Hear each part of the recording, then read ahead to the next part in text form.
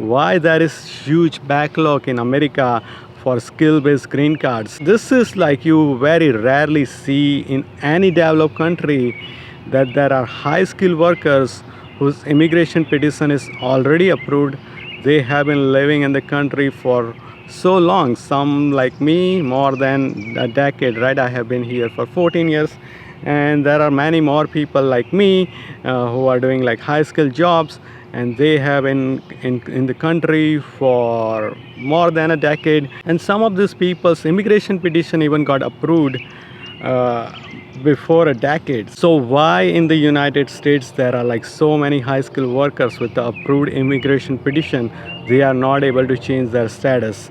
And the problem starts here. So when it comes to student visa, if you don't know, there is no quota for student visa, which means that USA can issue as many student visa as needed, right? So if they need million, they can issue million. If they need 100,000, they can issue 100,000. So there is no quota on how many student visa can issue, and there is no country cap, right? Out of this 411,000 they issued in the fiscal year 22, you see that India received majority of the student visa, and they don't have an issue with it. So there is no country cap on student visa. And what happens is that all the American universities, they try to recruit or admit the best of the best student they can, right? They receive like applications from students, and they try to admit the best of the best student they can, and then they have to go through the visa process. So then in the visa process, when they go to consulates to get their visa, they are kind of act as a gatekeeper, that they want to make sure that all the people who we are admitting to the United States, they are going there to study and they're gonna obey the laws. But what happens is that there is a huge shortage of STEM graduates in the United States. There are like a lot of people in the United States, they work in the STEM field, but it's not as many as there is a demand. If you have seen, the pattern is that the most of the student visa USA issues are for STEM majors. If you see the number, you might have seen that any students, international students you meet from India, you might see that they are studying in the health science department or they are in the tech department. The reason is because that the most of the student visa USA issues are for STEM majors. Yes, they issue for other majors as well, but the majority of that goes to STEM major. And also, like, if you see that the graduates in the STEM field, they receive 3-year optional practical training, versus like non-STEM field, they only issue 1-year work permit after your studies. So that makes sense that this is the skill which USA has shortage of, and that's why they issue more visa, student visa for the STEM majors. So USA admits best of the best student, mostly in the STEM field. They receive the student visa. Now what happens is that once they graduate, all the companies, all the corporations and hospitals, they try to recruit the best of the best people, right? They want the best employees, so they got the job. They can work on the work permit they received after finishing their studies, but that's only valid for 3 years. So what if they want to stay longer, or what if this hospitals and corporation, if they want to keep them longer, then they can file their work visas. Now these work visas are called H-1B.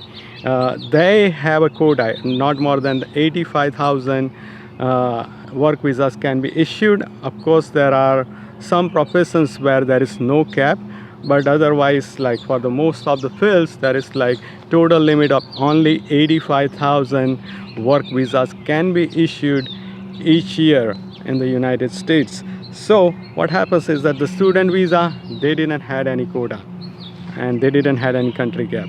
Now work visa, there is a quota, right? So you see that the 411,000 students got admitted in the United States, but now when they finish their studies, only 85,000 will be able to get the work visa in one particular year. So the other students might have to leave the country at some point, or they might have to try another year. So that's the thing, that now there is a quota, but still there is no country cap on work visas. As you see that the most of the students in the STEM field comes from India, as you can see here. So most of the H1B visas will also go to India, and now that H1B you can only stay on the H1B for 6 years. Now while they are working, if their employer feels like we need this employee for longer, it could be like big corporation or hospital, they feel like, okay, whoever is working for them on the H1B, we want to keep them longer, then they need to file their immigration petition, because like H1B, on H1B they can only stay for 6 years. So they file their immigration petition, which eventually leads to green card. So but what happens is that now those green cards for specialized job, there is a quota for that. That's like no more than 140,000 green cards can be issued each year for the employment based category. But another thing is that now that category has also country cap based on the country of birth. So out of this 140,000, only 9,800 visas or the green cards can go to one particular country.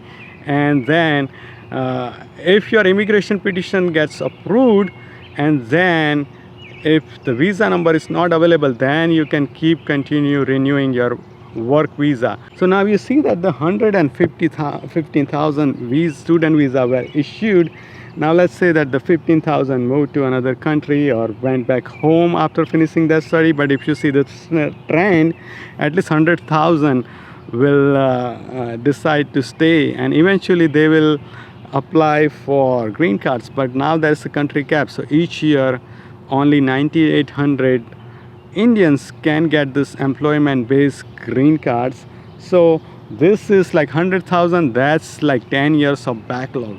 Now doesn't mean that they have to go back, they need to keep renewing their work visa. Their immigration petition gets approved, but now they have to keep renewing their work visa and they cannot change the status. So what happens is that for Indians whose immigration petition got approved in 2009, they are receiving their green cards now. So they had to wait 14 years, and that problem is escalating every day, right? Because like this is just the FY22 number, but then there were like FY21, there will be each year, if you see that the Indians receiving the student visa is increasing, which is a good thing, that whatever skills has a shortage in the United States, India produces that skills the most, right? So it's good thing. But what's not good thing is that there is no cap on student visa, like no country cap on student visa. Then there is no country cap when it comes to work visa. But then there is cap when it comes to filing for the permanent residency. There is a cap when it comes to green card. So what happens is that all these companies and hospitals, they are able to keep these Indians on the work visa forever. They are not that much worried that they will receive the green card or not, because they are able to keep them on the work visa. USA is meeting their labor needs, because these people, they have figured out a system to keep them here, but they are not able to change their status to the permanent residency. Meanwhile, someone from Paloa, let's say that they haven't even entered the United States, but if they met requirement, they can file their green card without ever being here, as long as they have a job and company files their petition. They might can get it here in 1 year with so much less experience and skills than compared to some Indians who has been living in the States for so long. They might have paid the student fees to all these universities, and they might have paid a lot in taxes throughout the years they worked. But now they are stuck in forever, like never-ending backlog. So that's why it's not fair. That country cap is not fair in general, but if it is fair thing, then why not put it on the student visa? Why not put it on the work visa? But the reason why they don't put it is that if they put the country cap on student visa, all these universities will oppose that thing, right? And when Trump was president, he issued an executive order during the COVID. All the universities was shutting down, and he issued an executive order that if you are like not attending in-person classes, then they have to leave the country. So as soon as that executive order was issued, a lot of universities sued Trump or that his administration. So he took that executive order like around, I think within 2 days it was taken back. But right now, why all these universities are not speaking up?